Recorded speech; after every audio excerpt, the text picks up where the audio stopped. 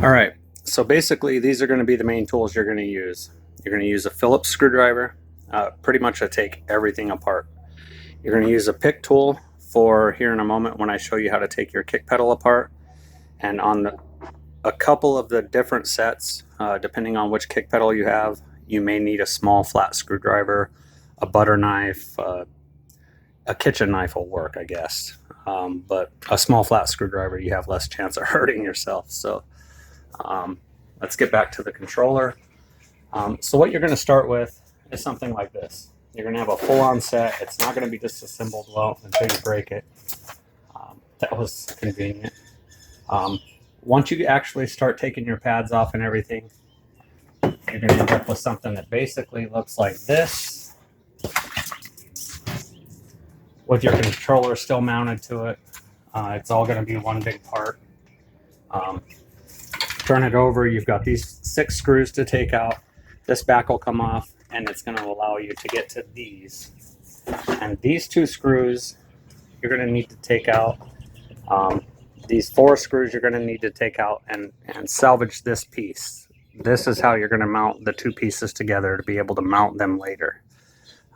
And I'll show you that.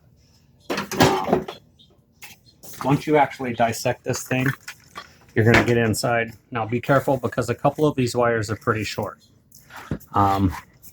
You're going to find that once you disassemble your drums completely, you can pull these little circuit boards through the holes, and what you're going to wind up with is this. And mine on this particular drum set were completely color coordinated: blue, green, yellow, red. So what I did, I cut these wires off here, and I did the same thing that I did on my previous video here. I put all my solder connections to these wires. You have your positive, your negative. Essentially, that's it as far as those go. Your symbols, as I mentioned before, are going to be cross-wired. That doesn't matter here because you've already done the wiring for that. What you are going to need to do, the holes I showed you to drill previously in your drum set are now going to go into the side of this canister. If you look inside, you can see how far you're going to need to be away from it because of the depth of this. You want to be as low as you can get without interfering with the interior circuit boards. Drill your 4 holes and you'll have red, yellow, green, blue. I kept them on the same sides. Pretty much when my controller, this one, sits up, you have red, yellow, green, blue. Just kind of the way it's set up clockwise. It's easy to remember when you reconnect it. And as I showed you before, I have everything color coordinated with the colored tape. So I know green, blue, yellow. I know my kick drum. I know my second kick drum input, which still works on this unit if you're that advanced. So moving forward, the way that I cut this thing, I took it all the way apart. I sat it together like this. I just basically took a pencil. I actually used a China marker. I marked the lines that this has on it. And then I grabbed the jigsaw. I whipped them apart and wound up with some pieces that come off like this. And this is the finished product. You can see it's not 100% complete. And there is somebody on YouTube who has built his own 3D printed piece for this. And it looks awesome. If you really don't like this, you can go ahead. I use these for drumsticks occasionally because I drop them all the time, and it holds a drumstick perfectly.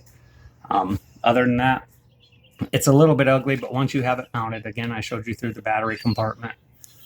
So you still have the ability to remove this off of the set if you just want to play E-drums. Once you get everything here taken apart, the one thing you're going to want to remember when you get here, take this piece because you need this in order to mount the 2 together to make it one combined unit. I really hope I'm not going too fast, but with a limited time, I got to kind of try to show you everything. And I apologize for video quality. My camera took a crap. I'm using my phone. So you can cut all this off. You maintain, obviously, your centerpiece here, which you can see on this drum. And pretty much right along the sides, right from this line to this line is where I went. and just kind of rough cut, you know, what looked good with this controller mounted here, because you still have the square portions here. Take your time. Don't get carried away. This plastic, it holds up pretty well over the years. As far as, I beat the hell out of mine, and that's why you got the brackets, and you saw my last video. So take care when you go with your jigsaw, air saw, whatever you use a finer tooth blade, kind of go through, it'll melt back together. You can break it off at that point, sand it smooth, and you're good to go. I think that pretty much covers the controller. Again, the 4 holes you're going to drill, 1, 2, and as you can see, I was about a 1/2 inch to center of this hole from this line.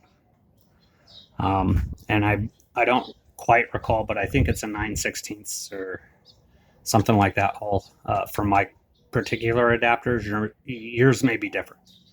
And if you don't have these, you just have wires. You can run the wires through there with a small hole and just glue them to the body of this, and then you have your connector. I'm not sure how you're going to connect it. As I said, I used the iSimple plugs. It was easy to do.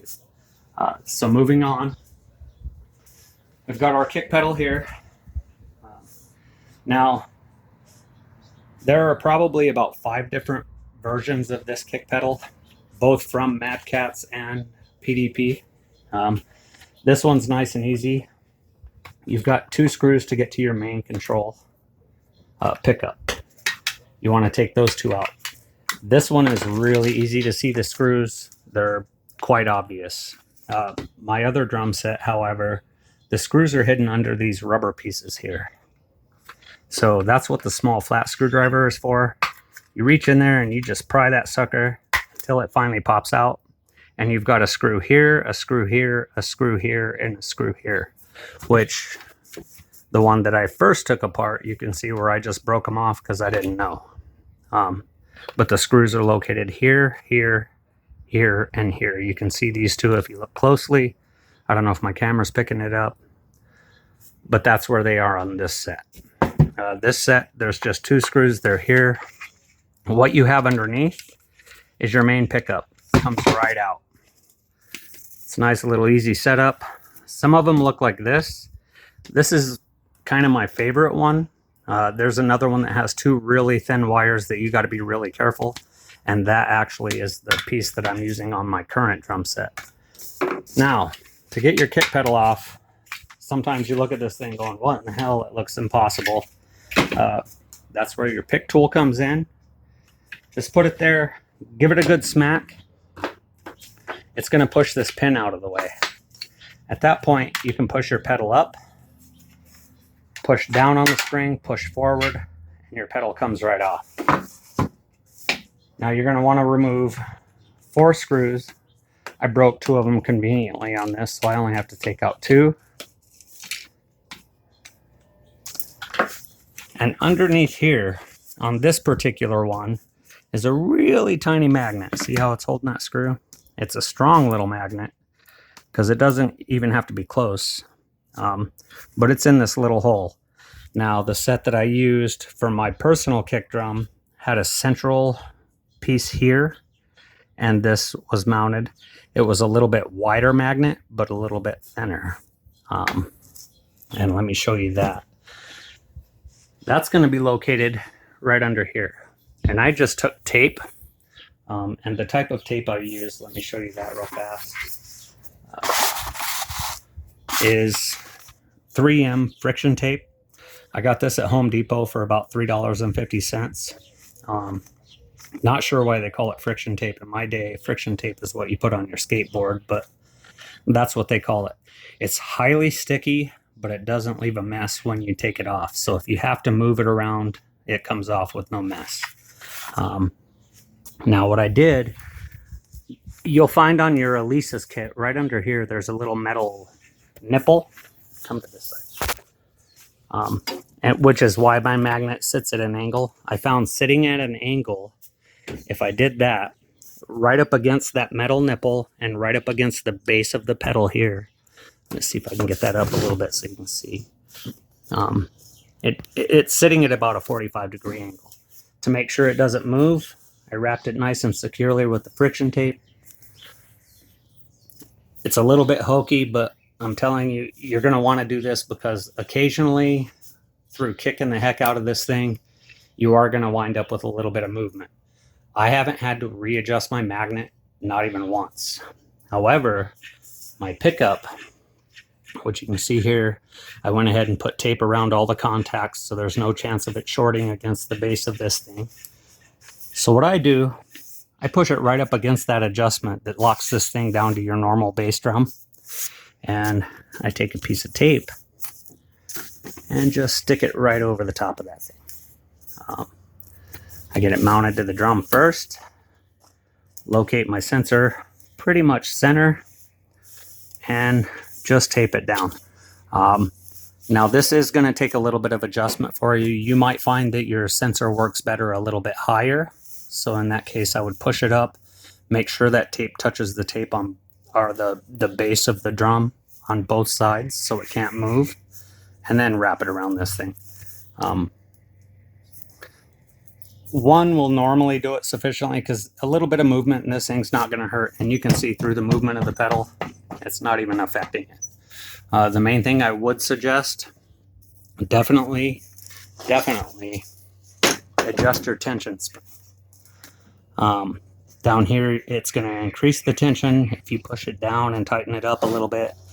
I believe a good firm kick keeps you from, because I rest my foot.